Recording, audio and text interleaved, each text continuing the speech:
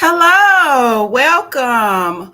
Welcome to the Black Mental Health Matters. My name is Stephanie Renee. I am the owner and the CEO of Renee's Wellness, an organization that specializes in women overcoming negative habits and behaviors by teaching them how to love themselves and through mind and body and soul wellness enrichment. I reign from Dallas, Texas, USA. I hold 3 degrees in psychology, African diaspora studies, and professional counseling. I have worked with various individuals from infancy to the elderly as a clinical director of an outpatient mental health facility and also an LPC counselor. Currently, I'm a life coach. I create courses and provide training through my business, Renee Wellness. My passion is to serve and help individuals to learn to love themselves holistically and heal. Now, we are streaming live to the United States of Africa from Mental Health Matters YouTube channel and on LinkedIn Live today. We will be discussing psycho-spiritual self-care and how important it is on mental health with the African diaspora community. And we are pleased to have the following guest panel members. First, we have Miss Janet. There we go. Hello. Good day, everyone. Hello. So Miss Janet here, she is reigning from Nigeria, the beautiful country of Nigeria in Africa. And she began her career in 2016 as a counselor volunteer for the UNFPA, an organization assisting individuals to be aware of their HIV status and get proper drug therapy early. In 2022, she was trained as a certified workplace and trauma counselor at the Attitude Development International. Currently, she works for Women at Risk International Foundation, where she provides mental health and psychosocial support and survivors of general-based violence. Additionally, she is the lead counselor at Notos Wellness and Therapy. She supports Raise for Excellence in Nigeria, Lagos. Her passion is healing the world one individual at a time. Welcome, Miss Janet. Thank you for having me, Stephanie. It's great to be here today. Yes. Pleasure to have you and delighted to learn more about you with your brilliant expertise. Thank you. Then next we have Miss Sonia. So Miss Sonia Good Hart, morning. good morning. She actually reigns from the beautiful island of Barbados, which I need to be there. That's where I need to be right now. She is a licensed spiritual practitioner with the Centers for Spiritual Living, the CSL. She holds a degree in theology and to date has completed 2 units of clinical pastoral education, the CPE. In addition, she has completed 4 years of metaphysical studies and is very passionate about healing, the healing of individuals, and recognizes trauma is connected to emotional, physical, and mental wellness. Welcome, Miss Sonia. Thank you. Yes. All right, ladies. So we're going to kind of jump into it, into the conversation. So today, as I mentioned earlier, we will be discussing the spirituality therapy and self-care and how it is important within our community and the African diaspora. So we'll start off first with discussing what really is the psycho-spiritual therapy or the psycho-spiritual therapy self-care. So I have up here a definition that I got off the internet, which it said it's a psycho-spiritual therapy is a method that involves simultaneously engaging the body, mind, and spirit in healing mental health issues, moving beyond problematic life patterns, and overcoming traumatic life experiences. So, ladies, the question I'll get to you first, Miss Sonia. So what exactly in your ideology or your thinking or your opinion is the psycho-spiritual therapy? Well, for me, psycho-spiritual is, as you said in the definition, the merging of one's spiritual or religious background to your mental well-being, to your mind, to what's going on inside of your thinking. As a licensed spiritual practitioner, one of the things that we do is to help people to go within and look at their patterns that they've been carrying from whenever. And some of those patterns are actually passed on from one generation to the next through what we call the race thought. So, what we do typically is try to get you to understand who you are, why you're having the challenges that you're having, and then we work with you where you are in terms of your spiritual ideology. And when I use spiritual here, I'm talking about your religious background, because spirituality for me is really about connecting to God, understanding the goodness of God, and living from that place. Mhm. And with that, I am complete on my understanding of psycho spirituality. It is the merging of psychology as we know it and one's spiritual practices and beliefs to help you heal. Okay. Miss Janet? Okay.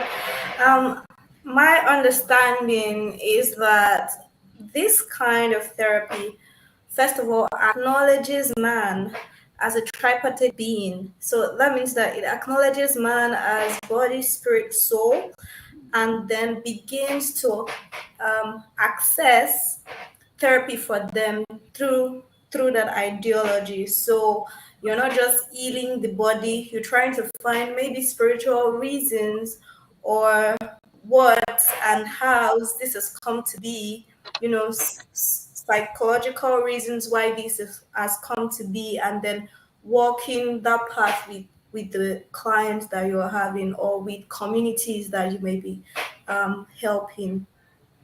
Yes. Mhm. Yes, yes. And oftentimes people think, like with therapy, I know in my experience, they don't understand that that kind of encompasses. I know in my practice, I encompass all of that. Because I know a lot of times people think, oh, well, I'm not crazy. It's not just about nothing's wrong with my mind, but it's more than that. It's like a holistic thing. So we need to understand, especially in our community, it's all connected. Our mind controls really things that's going on with our body, which Mm-hmm. if we're not spiritually sound or we don't have that good spiritual connection with our oneness, our God, our Allah, whatever you want to use, then that will affect us like a lot. That it will a lot. Yes. So then the next question I posed on here was, see here.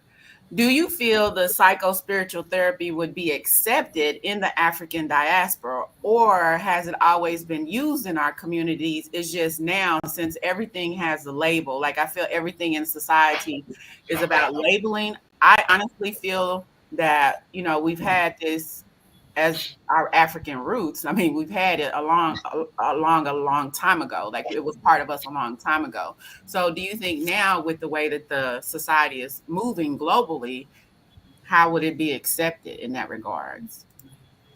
Miss Janet? Okay. I think that in our community, especially as Africans or Africans in the diaspora, spirituality has always been, used to help people, to support people through their mental health challenges that they could be having. And even prior to the very conventional religions we have now, when the the practices still used to be rituals and things like that, we still engage with the spiritual part to help people. You have things like self eulogization, dance as a way to help people heal. The use of shamans, what we now call empaths, people that can just sense things from other people. So it has always existed in our community, and like you said, I think it's just the fact that there's now nomenclature for all these things, and that's why we are having this at this time. Yeah. Yeah. All right. Yeah. Miss Sonia? I would would say that coming out of the Caribbean and having been exposed, and I shouldn't use the word exposed, but having descended from the transatlantic slave trade era, what you see now is a resurgence of people going back to old traditional religions like Orisha and Voodoo and Winti and these things within the Caribbean. They've always existed, but had to be practiced in secret. But now you have people just coming out and saying, look, this is my tradition. Let me go back to that. I remember my first experience with Santeria. I was working with a friend doing house management, managing his apartments. And one of the neighbors complained for a Cuban couple who lived there who were practicing Santeria because they didn't understand the rituals and the noises that were going on. Uh, And I would say, yes, that Africans, especially in this diaspora, people of African descent, are ready to re embrace their natural way of being spiritually. A lot of things that were kept from us through some of the traditional or the accepted religions are now resurging in the Caribbean. They're coming back in big numbers. Um, so I would say we are ready for it. People here in Barbados practice things like the same Orisha, and a lot of other shamanic practices are happening.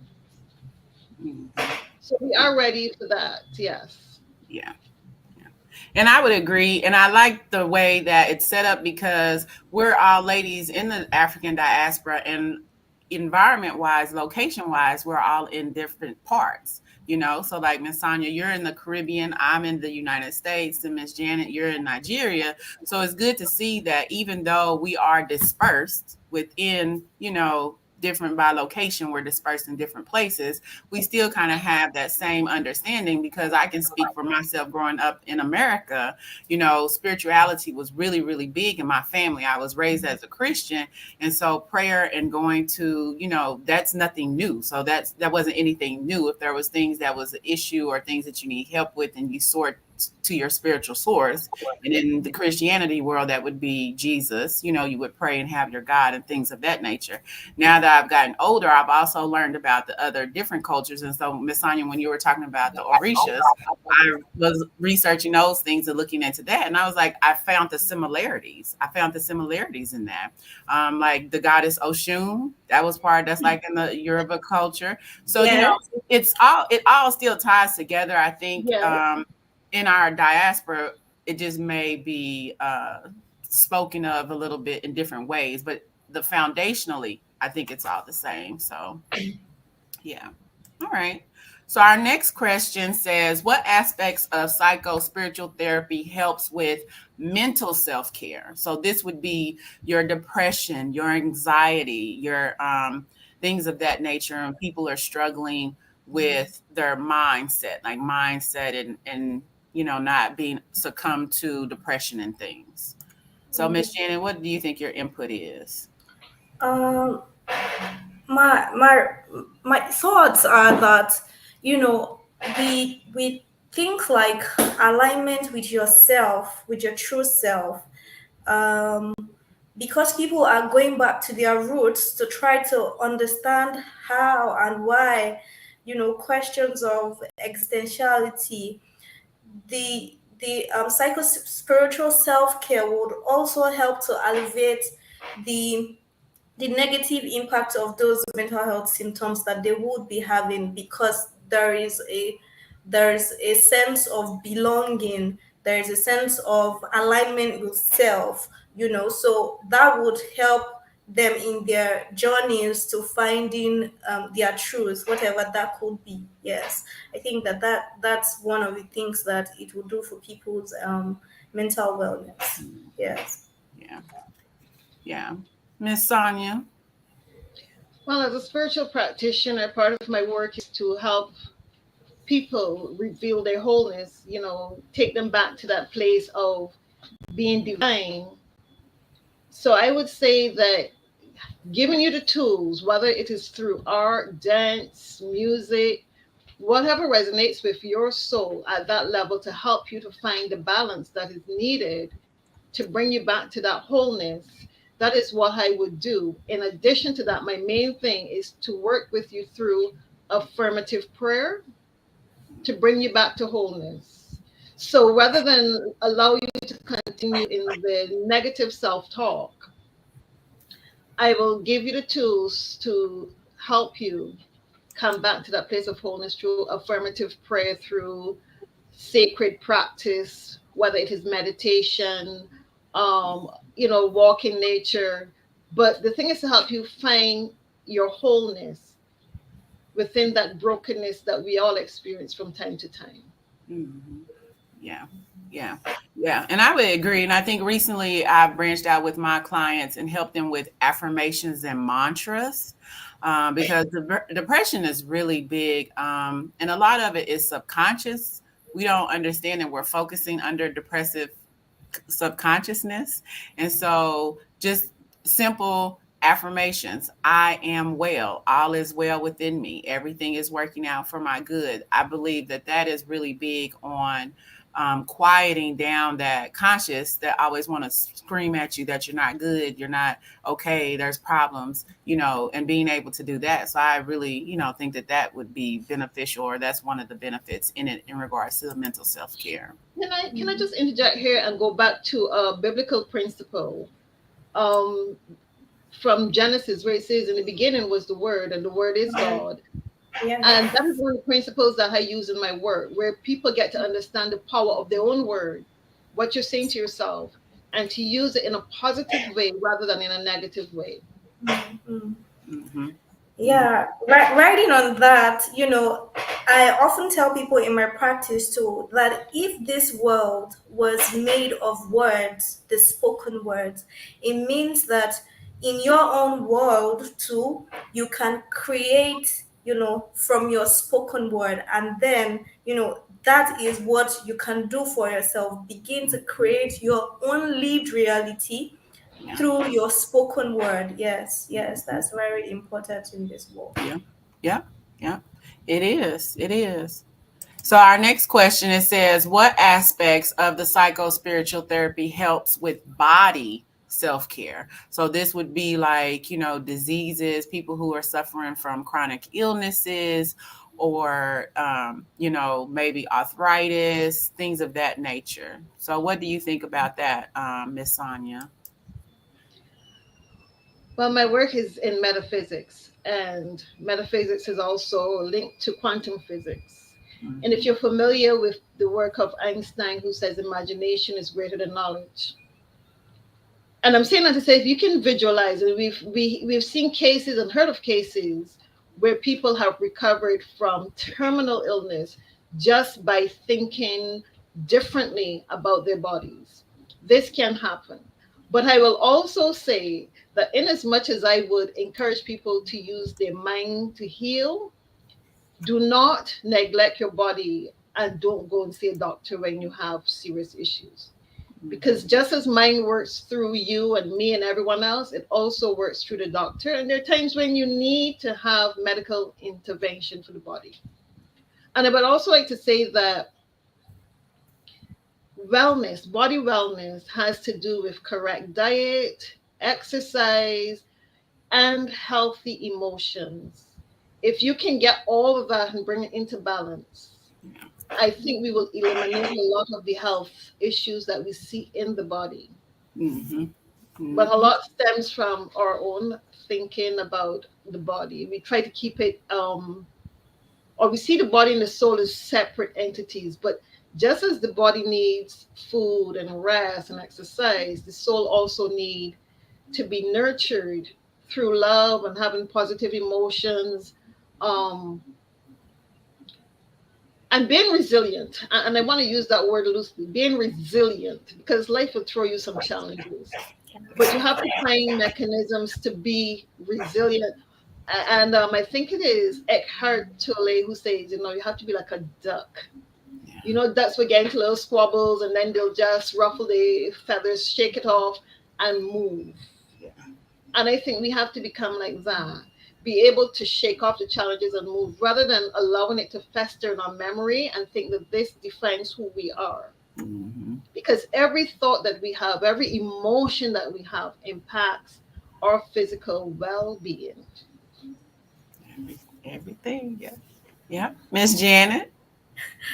She's said so many amazing things, that I can take from, the fact that this helps a lot with resilience. It helps when we're talking about psychospiritual care, you know, your relationship with food, your how you view your body, the fact that your body is a temple, so all of these things come to play when you begin to align the psycho spiritual together in wholesomeness, and you don't put them apart from each other. So for people who having terminal diseases too, they can, be resilient because of that. They can often let go of feelings of anger towards the disease or other people that are healthy, because they feel that there is a higher power that has a reason why this is happening at this time. So they are much more resilient in fighting the disease or going through that time. And then it also helps people who may have relationships, negative relationships with food, to view it properly or to view it better. So that's one of the things that mental wellness will do for people in their bodies. Yes. Mhm. Yeah, and I agree. Y'all both brought up some good points. And recently, I've actually, for personal ways, I've been working on grounding because I'm learning more that we're electromagnetic beings. We're energy. We're Energy. energy. This isn't something that's like readily taught to us. So, this is something that we don't necessarily know, but we are an Mm, energy. We vibrate off of an energy. We are connected to the earth. And I think now, oftentimes people feel that we're just so disconnected, like, oh, I'm not part of the grass. I'm not part of the trees. Yes, you are. We are yeah. all interconnected. Like, we are all interconnected. And again, regardless of what religion you fall under, there is a creator and we are all interconnected with one another. We're connected Mm, with the water. We're connected with the ground. We're connected with trees, with the birds, with the animals. We're not separate. We're just the greatest creation, but we're still connected. And so I've just recently been practicing grounding techniques where I just go walking barefooted and I'm just Wow. walking in the grass. Like I'm just walking in the grass, doing my meditation, trying to feel connected with the earth because that, in a sense, it does help with the body, like you were talking about. That's something that's not really discussed or talked about, especially in our community in the African diaspora, because before that's kind of taboo. That's like, oh, that's that crazy white people stuff or something like that. But really, true, it's not. Regardless, whatever your race is, at the end of the day, we're all humans and we are all connected to the earth. And the one way for us to really get back connected to our oneness with the universe is with grounding. Simple. mm, Walk outside barefooted without your shoes. And I know it's like people are, oh, I'm gonna catch something, and No, that's you how don't we catch were nothing. designed. I mean, we you one know how we were designed. So, and it's crazy. But at first, because I won't even lie, probably 5 years ago, if I saw somebody walking outside barefooted in the grass, I would look at them like, what's going on with them? But now, with my new enrichment, my new enlightenment, I understand it a lot more, and I'm very accepting and opening to learning new things, especially if I know it's going to benefit myself and my community. So I try and share when I can. Hmm. As a child, when I fall ill, I noticed that if I place my feet on the ground, I felt better. But I didn't understand the reason why that was until, later in life when I started reading and learning about all these new practices to center yourself and ground yourself. Yeah. Right, right. Yeah, it's important. Yeah, So, you're drawing energy from the earth when you walk on the ground like that. And as you said, we're all energy and everything is connected. At the end of the day, there's only one with so many individual aspects of itself. And mhm. that's how we express, as just one. Yeah, yeah, that's true. That's true. And then our next question, it says, what aspects of the psycho-spiritual therapy help with our soul? So that's the bigger spiritual part of self-care. Mm. So Miss Janet, what do you think? Um, you know, even if we try to remove them from one another, the soul as an entity, there is centeredness, like we've said, when you know you try to align your psycho spiritual beliefs together. um you can, as a Christian or as a Muslim, or with practicing Hindu, be able to see how what the tenets of your religion says, and how psychotherapy could help you. And you can find practitioners like Mrs. Sonia, who are very vast in this, to help you walk that path. Your soul can feel much more one. It can feel very well centered with yourself and other people. Your relationships would thrive better, would blossom better. Both the relationship you have with yourself and the Mhm. relationships you have with other people, external relationships, when you know psychospiritual is helping your soul or is linked to your soul care. Mhm. Yeah. Yeah. Yeah. Miss Sonia. I would like to think of, and not just I would like, I see the soul as the ultimate reality of who we are. Mm, And the soul knows what it needs for its own healing. And therefore, it will intuitively reach out to whatever source, whether you're needed as a catalyst in my life to help me to get over something that I have to deal with. Take for argument's sake, relationships. I may be bad at relationships because of something traumatic that may have happened as a child, and the soul knows, okay, you need to address this situation where you're not trusting, so I'm going to throw you into situations until you learn how to trust. The mm, soul, the Mhm. soul ultimately knows everything that it needs to know in order for self-healing, and it will guide us and push us. Sometimes we are obstinate and we don't listen. mm, As a spiritual practitioner, one of the things I also encourage is visioning. It is similar to visualization, but the difference is that in visioning, what I'm asking the client to do, and there's a 5 to 6 questions that we will go through. What is spirit's highest good for me in a situation? And you keep asking these questions, and that's the first question, and you listen, you pause and you listen, because whether or not we want to believe it, there is an entity that is within us, that is us, Mhm. that knows everything for us. And Mhm. once we can take our little selves to that big self and say, look, I'm having a challenge here. What is my highest good in this situation? What am I to learn from this experience? How should I proceed out of this experience? What Mhm. do I need to release from this experience? What should I embrace from it?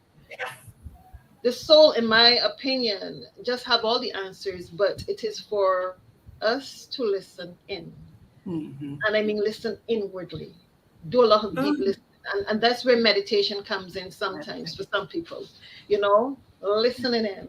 That's where a nature walk would come in for some other people, going for a walk, things like art, artistic expression. The yeah. soul just knows what it needs for us to experience so that we have total well being. But it comes down to our willingness and openness to Mm. understanding and allowing soul to have the expression that it came here for with gratitude. Right. Mhm. Right. Right. And that's good you bring that up. I mean, gratitude is really, really big. I don't start my day without just being saying thank you and just being grateful. And I list like one of the practices I tell, some people, I said, just in the morning when you wake up, just say 5 things off the top of your head that you're thankful for, because that kind of sets the tone for your day. That does set the tone for your day. And I think now with the awareness being more of our body, mind, and soul is connected, It only makes sense. Like it only makes sense. And as you were saying, Miss Sonia, our body does speak to us. It does speak to us. And I've been learning under Louise Hay. She was a mentor here in the United States. And she was saying that oftentimes, like maybe if we have a headache or maybe if our stomach is hurting, what we like to do is just pop a pill, take a pill. If my head is hurting, I'm gonna grab me some Tylenol or some ibuprofen. Or if my stomach is hurting, I'm gonna grab me some Tums. Or it, you know. But our body is trying to talk to us. Well, our body is talking to us, and that is the soul spiritual connection ties with it. We have to be aware when those things happen, because what she was saying is when we give ourselves that pill, if we have a headache and we just take ibuprofen, we're just telling our bodies to shut up. We're just That's saying, true. I'm not going to listen to you right now. I just need this instant relief. I'm not really concerned about what's going on. And like you were mentioning, you talked about meditation. That's where that part comes into. Like you can really just quiet everything else that's around you and just really go within and really speak to yourself, speak to your spirit and be like, what is really going on? What is happening? And a lot of times it's connected to something that we had no idea of what it was. It could have been an argument that we had with our sibling 10 years ago, something, and we don't think that all that is connected, but it really is. It really is.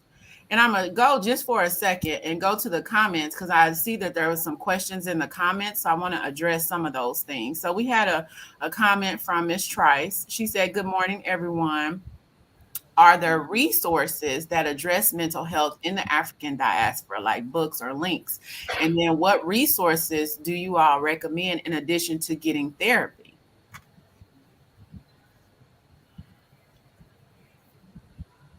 So any recommendations? I know for me, like one of the like I said, one of the books that I've been reading is by Louise Hay. And it's just Louise Hay, Hay. And I think the book is I Can Do It or You Can Heal Yourself. You heal yourself. You can look that up. Those are some things if you're really serious about getting into more information. And they have a lot. I right now my brain is kind of drawing because I like to promote African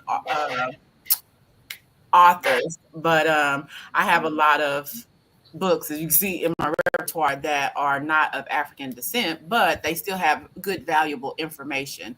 Like Eckhart Toole also is another guy that talks about the power of now, being present in the moment of now. So those would also be good books as well. Miss Sonia, Miss Janet, do you all have any recommendations for this um, follower? Well, I I would know. recommend Martin Nepo's books. I don't remember the title offhand, but if you look at him, he has several books on self care from a spiritual perspective. There's also the Ernest Holmes Science of the Mind text. Dr. Melissa Rankin, Mind Over Medicine. That's an awesome book to read. Dr. Stephen Levine is also another great author if you're looking for stuff to really help you through the trauma. Um, I have so many books, like you, I have so many books. And to remember the title and the names, what I would suggest though is that maybe at some point in time, you know, we can have a online listing of books and places for people to go, Mhm. resource place for people to go. Mhm. That's a great question that Miss Trace asked. Yeah, I think we can look at that, having online resources. But off the top of my head, those are just a few. Okay. Okay, good. Miss Janet.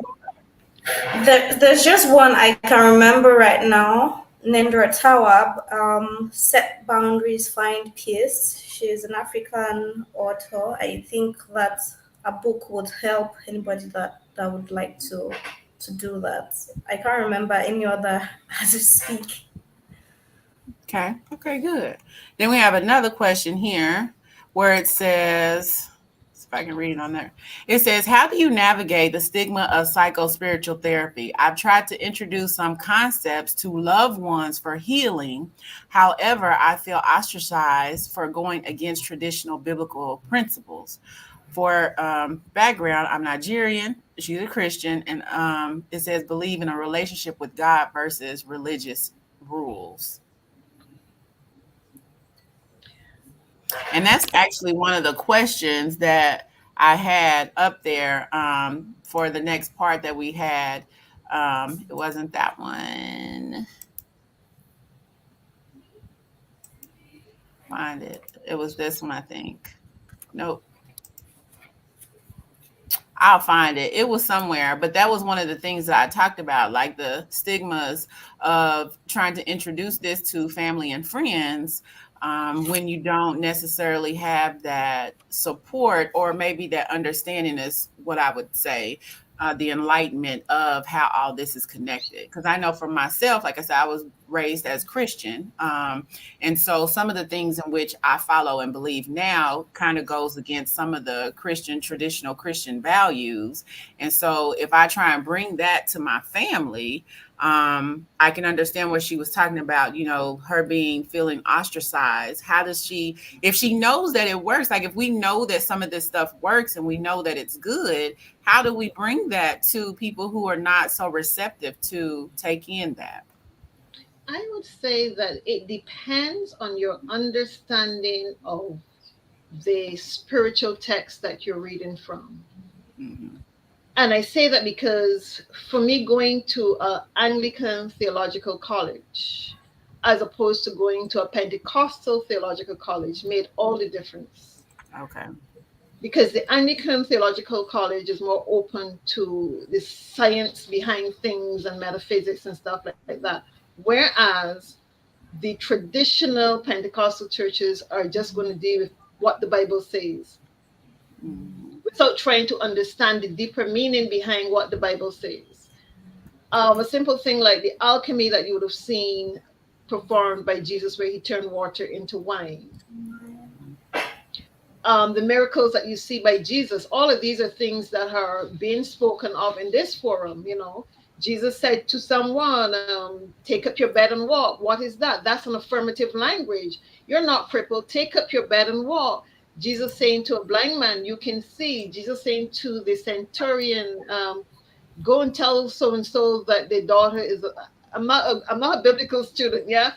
So I'm trying to go off my memory, but go and tell so and so that the child is healed. All of these are basically what we are saying in this forum, that if you study the works of Jesus, then you shouldn't have a challenge accepting any of these concepts. Mm-hmm. Yeah. Yeah. Miss Janet. I think that with any form of healing, there has to be acceptance, so they would have to come to a place of acceptance of these new methods, or like Sonia said, the ways in which they did not see this as present in the Bible and what the Bible represents before it can work for them or it can be present for them. Up until that, you would maybe work with other people who are not necessarily family members who are accepting of this kind of therapy, and then it would work for them. So maybe the testimonials would bring them to a place of accepting you and your work. But up until then, there's there's the core of accepting that this can work before it would even work for anybody that you want to introduce it to. Yes. Mm-hmm. Mm-hmm. Yeah, and that's kind of part of that was part of the question. I think I took that part out, but that was part of the question that I had wrote on here, like with the other question, because I know that sometimes with the big thing is religion. And I know it can get touchy because we have different religions throughout the world. So, you have Christianity, you have Islam, you have Hinduism, Buddhism, like you have the different ones. And so, how do you feel like having all these different religious practices? but still can incorporate the psycho spiritual therapy, even if you are practicing under different realms. Like, do you have to be a Christian in order to practice this? Do you have to be Muslim in order to practice this? Or can it be expanded throughout any religion, across any religion or any culture, to handle stress and implement that self care?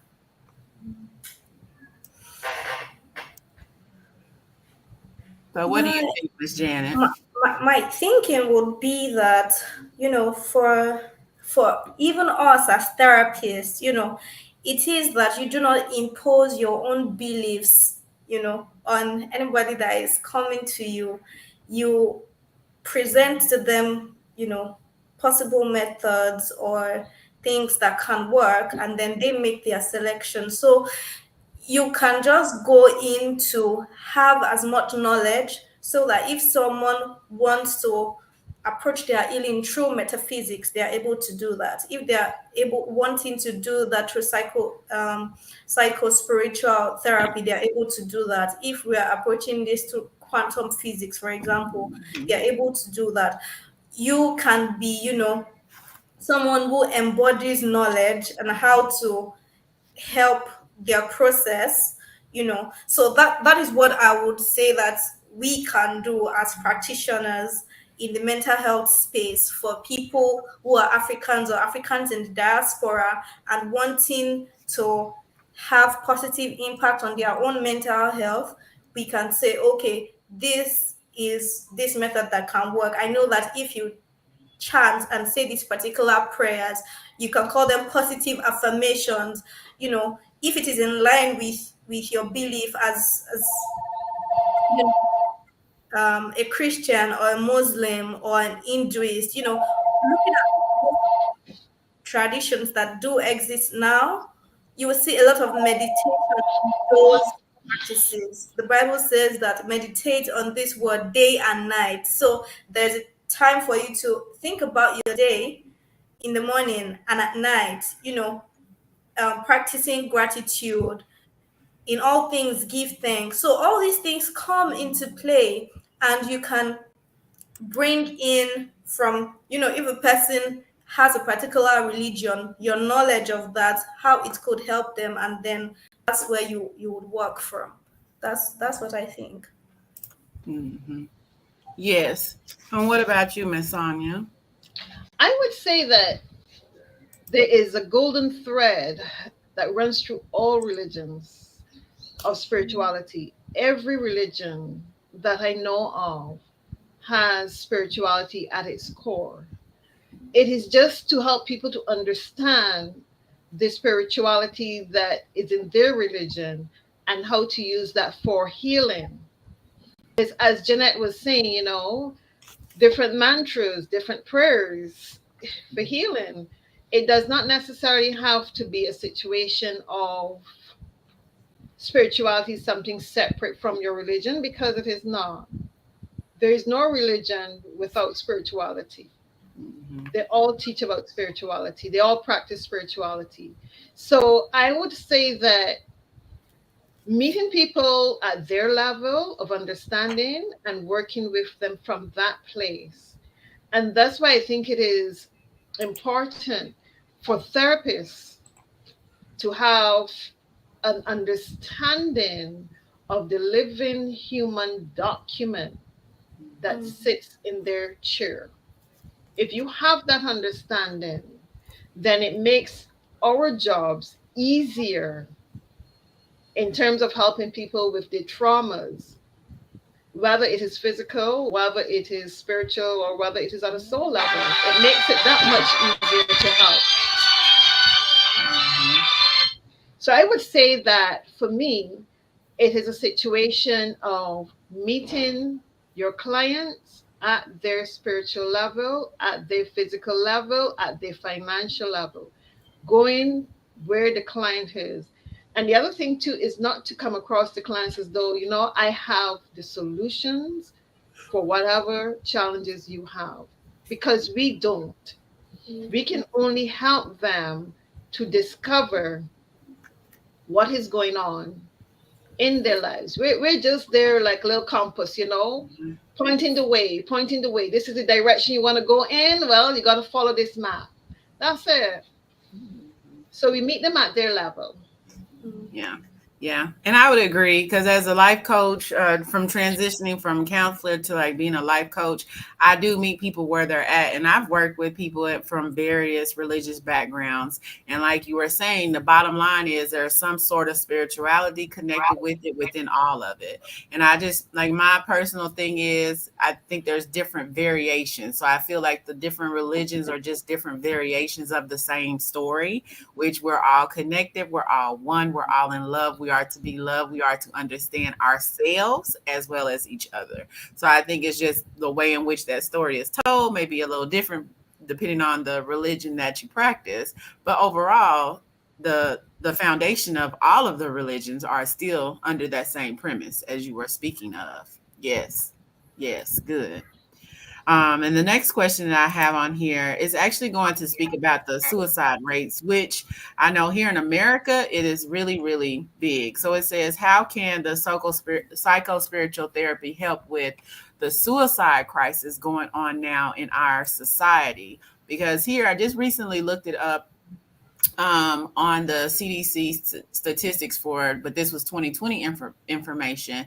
It says suicide is the 12th leading cause of death in the United States.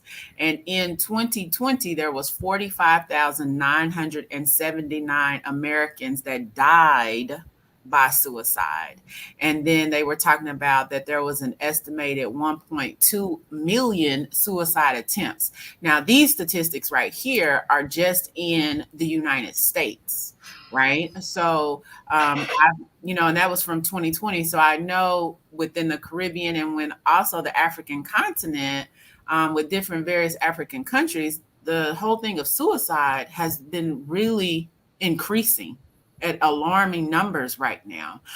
So how do you think that part of being in touch with the psycho spiritual therapy can help with this whole suicide epidemic that's going on? Miss Sonia. And I understand suicide because I have a sister who decided that she was going to help herself over the other side through that method. And having become intimate with death and understanding that death is not the final reality for us, I think if you can get people to understand that no matter how challenging things become, death is never going to be your final reality. There has to be another way out. It is, I guess, using positive reaffirmation, getting people to remember who they are and that you are a child of God. God is the ultimate reality of who you are. So this is not going to end here. Mm-hmm. It doesn't end here.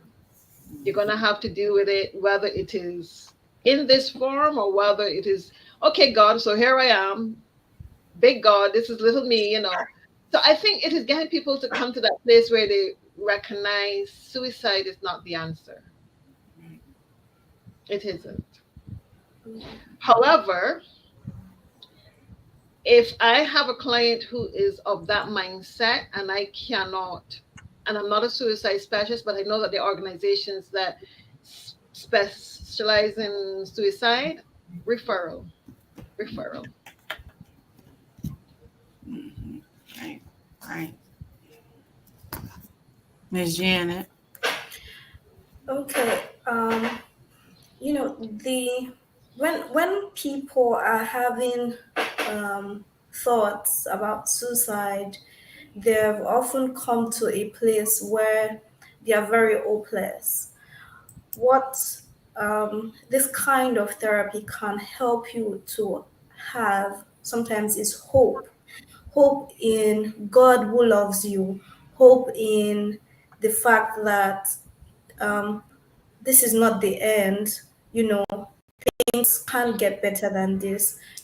So this can give hope. This would give hope to people who are, suicide ideation sufferers, and help them reduce that feeling, because they can give these things that are burdens in their hearts over to God.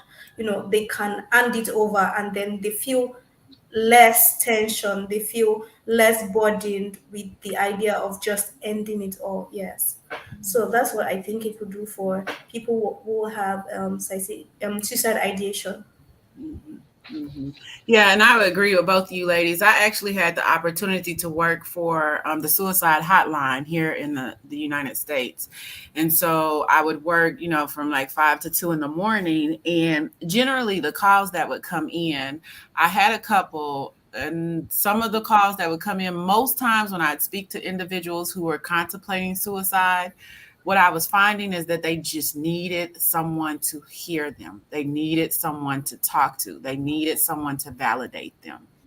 And so, what I often found myself doing was, of course, listening to whatever their story was, never negating whatever it is, because I think in their life, that's what people are doing to them. Those who have those attempts at suicide is that maybe they do try and reach out, but then people are brushed off. Oh, you okay? You good? Just you fine. No worries. You're good. And we have to be careful of that because we don't know what that person is dealing with, and we don't know how severe it is messing with their minds. And so for me, I always pulled back to, you are worthy. You are here for a reason. You have a purpose. You were created for a purpose. And even though if they call and I mean, I had some, it was hard pulling any type of positive things, because my goal was always trying to help them see the positive in their lives, or to see the purpose that they had in their lives, whether if it was through children, if it was through work, if it was through their skills or talent.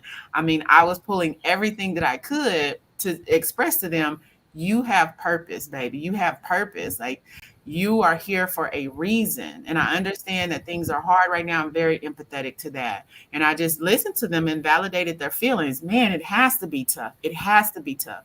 But as you all were speaking, I always said, but death is not the solution.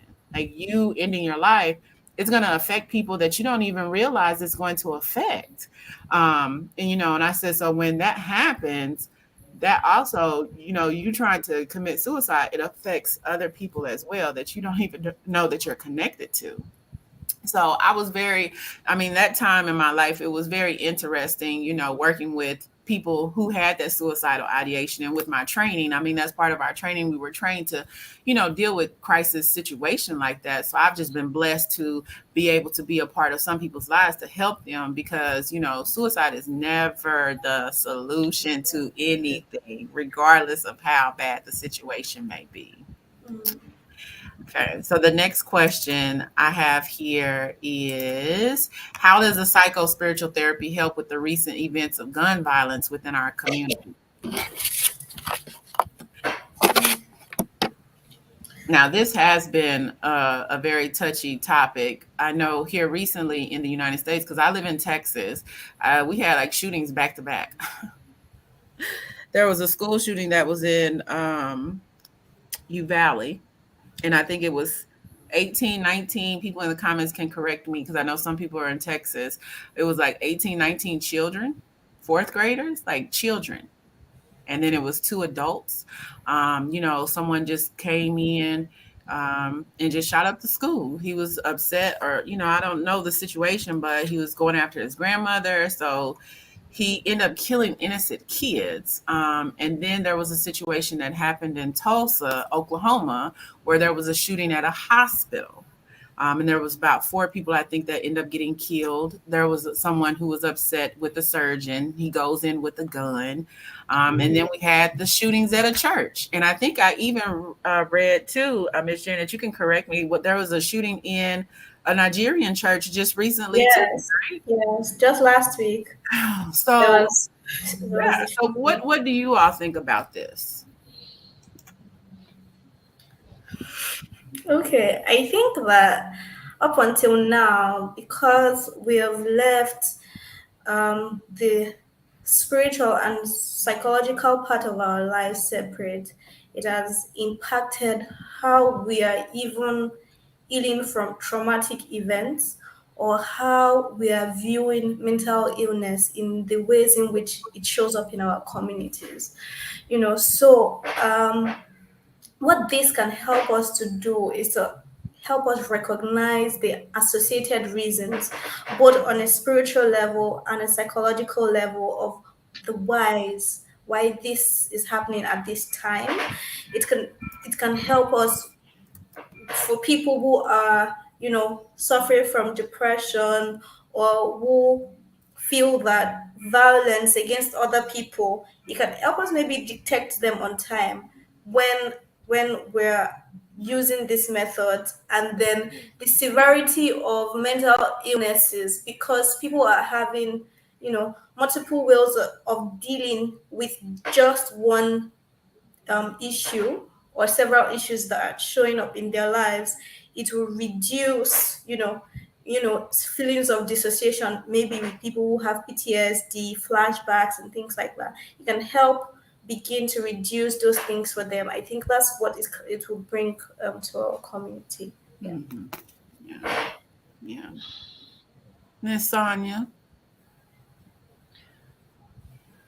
I'm not one who listens to the news, but you can't help but realize that there's a lot of trauma out there and people are carrying a lot of anger and they're not reaching out, they're not talking. And the thing is, some of these perpetrators are very young, which means that they may have been carrying this from a very tender age and not having the avenues through which to discuss and talk.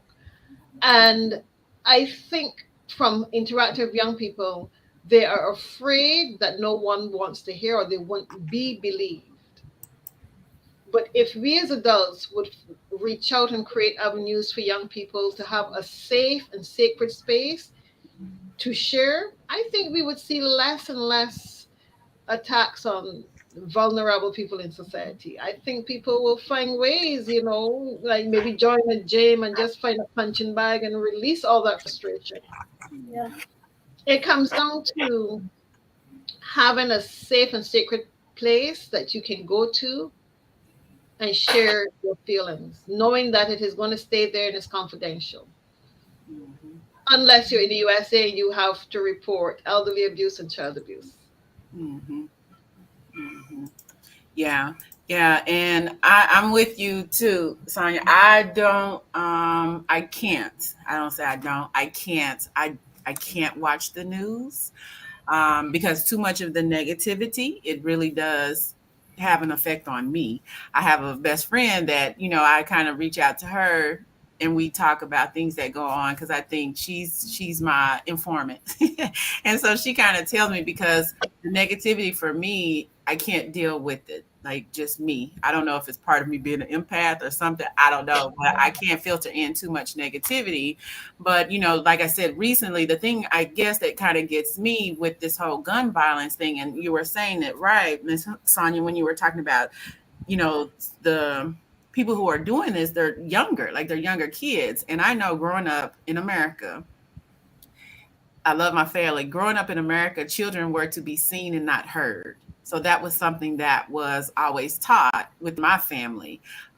If you were a child, we just need to just see you, but don't open your mouth. Like, don't say anything. If you were dealing with something, don't open your mouth. Don't say anything.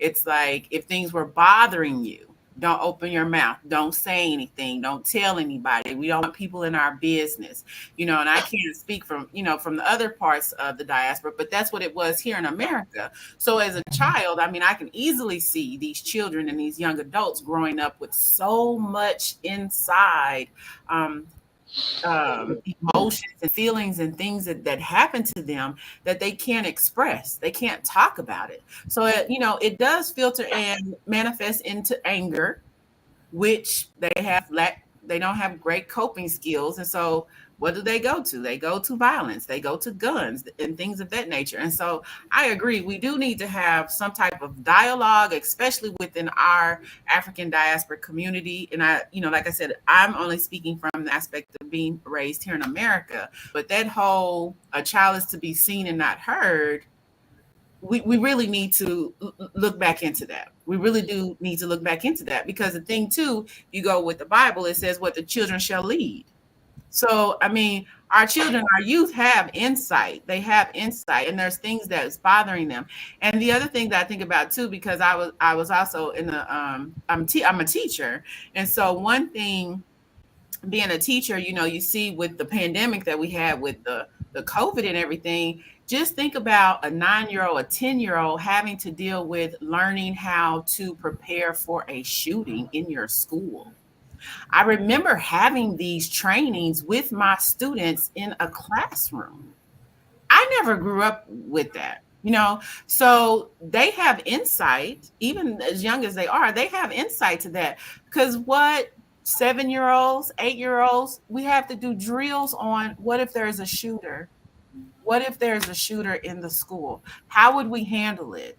And that was in a time I did fourth grade. So all of my babies, they were what, 9 years old, 8 years old? We're doing drills. And it wasn't just one time. We did it about 3 times a year.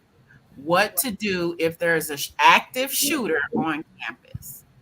you know so we do need to have those dialogues, and we do need to have those talks, and where it's okay to talk about not being okay. Because one of my posts, I said, it's okay to not be okay, but it's not okay to not talk about not being okay. We don't have to have Superman capes. We don't have to know everything and feel great every single day. But we need to be in a space, as you were saying, where we're comfortable to have that person or have ourselves. We can, really just internalize and talk with ourselves and meditate with ourselves. So, yeah. I would like to say, Stephanie, that it is the same in the Caribbean. Our kids have no voice; they're silenced, and if you silence the children, if you keep that muzzle on them and they're not allowed to share, then we don't get to know them. I have raised my daughters to have a voice. Even when people felt that in some instances they were being rude, I said, no, I need to understand my children. I need to know who they are. And that's the way I would do it all over again, because I need to know who I'm dealing with. Yeah. Yeah. We've had similar experiences, I must say. Yeah, all We've had these. similar experiences, yes. Mhm. So, this could have been maybe transgenerational trauma for both people who were, carried across the transatlantic slave trade, and the people that were left behind. So maybe in trying to not talk about this thing that has happened in our communities, we just passed it down unwittingly. Yeah. Mm-hmm. Right. Yeah. Yeah. And I know, let me go to the next slide. So this one primarily, Miss Janet, this is going to be kind of on your spectrum, because this question here is asking about how would the psycho-spiritual therapy help with individuals with severe PTSD? Because I know that you work with individuals in regards to rape, Yeah. which would be considered a PTSD, a severe PTSD. So how would you work with a client, or how would you approach that in that regards? Okay. Like we've discussed throughout today, sometimes you can help the client see a bigger picture, this as an event, and it can be beyond them. You know, it is also helping them to see that they can have a voice for people who are, you know, passing through things like this alongside them. You can help them see that, and find ways that they feel comfortable in, and spaces that they feel comfortable in to hear them, be empathetic Mhm. to their lived experience, you know be able to help them through the ways in which the psyche reacts to that particular event, the way in which the body holds on to the trauma, and then begin to help them to find ways to heal from there that is, Mhm. convenient for them. Yes. Mhm. Yeah. Yeah. Yeah. Miss Sonia, you have anything to add with that? I'm going to throw this in because I think that as Black people who were exposed to the trauma of slavery as passed down from one generation to the other, we're still suffering from it's PDSD. We're still suffering to this day, and you can see that in the way we have progressed through society. Mm, We don't talk about it, but it affects us to this day. We are afraid to do a lot of things. We're always saying, well, I can't because somebody's standing in my way, when no one is really standing in our way other than what has been passed on from one generation to the next. You can't achieve because you're Black. You wouldn't get there because you're Black. Black people can't. So I think that it affects us in the Caribbean and maybe the American diaspora differently. Not that rape and those other things are not traumatic experiences that follow us into life. I once met an old lady who was traumatized by people seeing her private parts because of something that happened to her as a teenager, where her parents took her to the doctor to say she was having sex. And she was traumatized by that up to the age of 97 when she passed. Mm. So trauma doesn't leave us easily. We're not as resilient as we would like to think. Children are not resilient, adults are not that resilient, but we have to find mechanisms and tools to bring us to that place of resilience. mm. Mm-hmm. Yeah. And we must also come to a place where we remove the garb of strength. We every black person, there's this, strong black man, strong, because it is a facade for us not to be vulnerable to the things that are really happening with us. And it has not helped us to address those things that have traumatized us over the years and generations. Well said, Miss Jeanette. Well said. Mm-hmm. Yeah, yeah, and I agree. I totally agree with that. And being here, I guess in America, sometimes though it's a detachment, especially when you speak of the slavery, because I come across a lot of people in our diaspora that are very attached with the connection of Mama Africa. Like they say, "Oh, I'm not African. That didn't happen to me. That wasn't me. That didn't involve me, but it did." Did. That is your lineage. Those were your ancestors. And there's something that's called generational curses. There's something that's called generational spirits that carry on. So even though you may have not personally experienced something that happened traumatically to your ancestor, the residuals of that is still there and it needs to be dealt with. And oftentimes we don't. And there was a book, and I was trying to look it up, but it's leaving me now. But one of the authors, because I know as a child, I grew up dealing with a lot of depression. And so I always would think, why does this have to happen to me? Why is this happening to me? And so there was an audiobook that I was listening to one time, and if I can figure it out before the end of the show, I'll cite it, but he was like, list all the negative things that have happened to you, but pull a good from it. Because there was a lesson learned. There was a reason why you had to go through those things. There was a reason why you experienced that. So you have to figure out what was the positive, the learned lesson, the lesson that you got from that experience that happened to you. And sexual assault and rape is big. And, you know, that is a very touchy topic, because I know growing up here in America, that wasn't things that you discussed because sometimes it was incest. That was thing that was Mm, happening within your family. Like there was a family member that was doing those sort of things, and you couldn't dare speak of those things. So it's like helping that person finding the acceptance of what happened, because the past is the past. There's nothing that can we can do about what has happened to us. It's how we filter it now and how we make those changes for it to not affect us in the now and to stay in the present, because even the future isn't promised. So we just have to kind of stay focused in on that and channel in on that.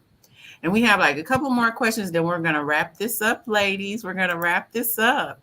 So, the other part on here that I have is, since the psycho spiritual self care is a three-part modality, right? We have the mind, the body, and the spirit. If you have someone that comes to you and that's seeking help and that's seeking, to improve their life in whatever way, what would you say would be the first thing that you would focus on? Would you focus on the mind aspect of it first, the body aspect, or the spirit, or would you kind of tackle all three?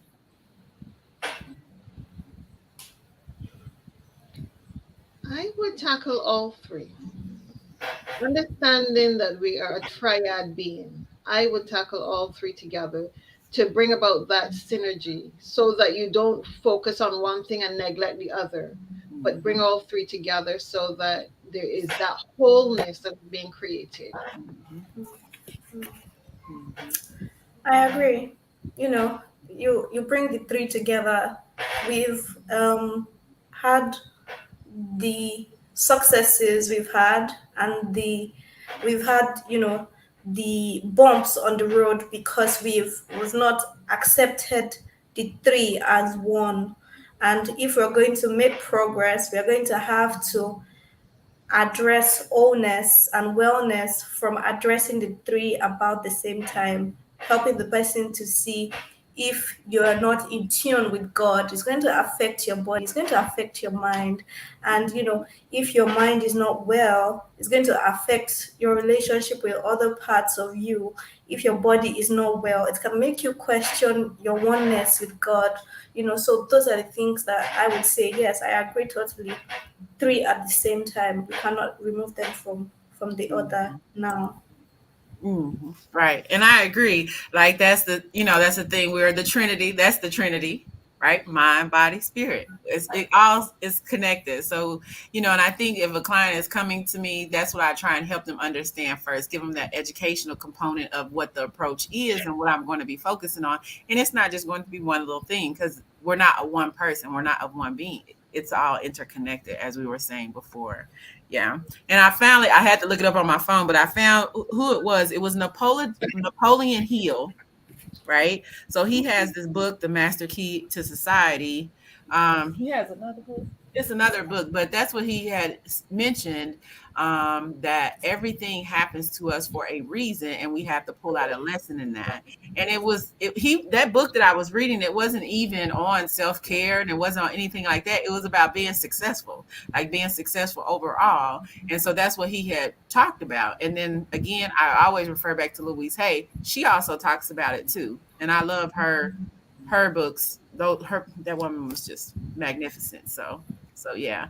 Okay, I'm gonna have this one last question. I just seen one pop up in the comment, and then we're gonna have our closing remarks.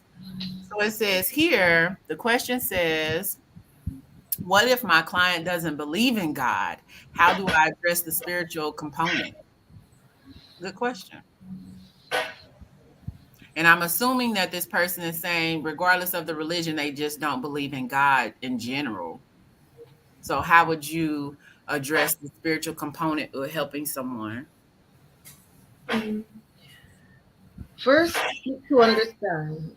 That is how I would approach that. Seek to understand where they're coming from and how they identify with a higher being. If the person is outright atheist, then as I've said before, you meet the person at their level. You don't push your agenda on another person. You meet them where they're at, because language is important and what you say is important. So you let them lead and you just bring the information that you need to help them to understand and find that piece that they're looking for. Yes. Some people don't believe in God, but they believe in the universe. They believe that there are energy, and you can begin to access, how to be a compass for them from where they are at. If it is at the universe level, if it is at the energy level, you can help them through their healing process. Looking at that, as Sonia said, meeting them at their level. This is not you imposing on them. It is to support them through their healing work, and whatever that means for them is what you do. When or if they then come to you that, oh, while I was doing all of this, I then realized that there has to be a creator. Okay, then there's a change in how the therapy occurs for that client. But up until then, you meet them at their level. I totally subscribe to that. Totally Mhm. do. Right. Right. And I know as a counselor, like in psychology in my master's program, we studied that you will have people that come that may have different beliefs. And again, it's not about your personal beliefs. It's not about you. It's not about you at all. It's about the client that comes to you. It's about what they believe in. So they don't believe in God. What do you believe in? Let's talk about that. Let's explore that. Let's see how that looks in your world. And then we will work from there. So that would, like that would be the approach that I would take to that as well. So yeah, that's great. Well, ladies, that was excellent. That was excellent. And we're gonna wrap this up again. For those that were in the comments, we appreciate your comments. We appreciate you all being part of this movement that I think is really really good. We need to continue to push this agenda of making it understand that Black mental health does matter. It does matter. And I can start with Miss Janet. Let me get the correct thing up here. I'm going to let you start, ma'am, with your final closing remarks. So anything that you would like to share or add, and while you are speaking, your contact information will be shown up on the screen, and I'm giving you full stage, ma'am. So it's all yours. All right. Thank you so much, Stephanie. Thank you so much, Sonia. It's been educative speaking with you. My words to the people who have listened today is that really is psycho spiritual healing linear. So give yourself space.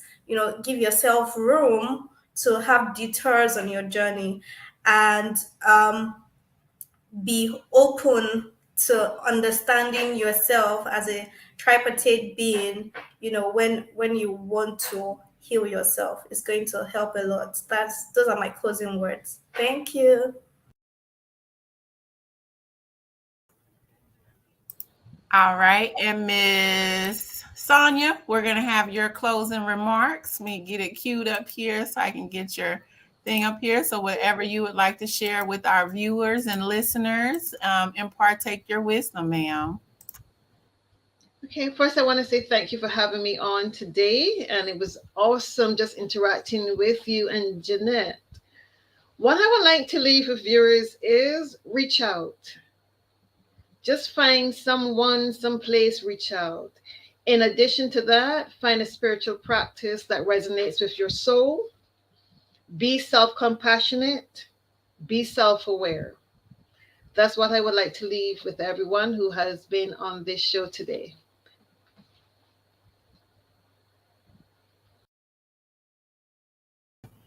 All right. And then for mine, to get this up, I'll leave my closing remarks, which basically I'm just going to say, as my sisters from the Miss Sonia from the Caribbean, Miss Janet from Nigeria, please reach out. I know that as individuals within the African diaspora, it is often taboo to talk about mental health. It's often taboo to talk about self-care.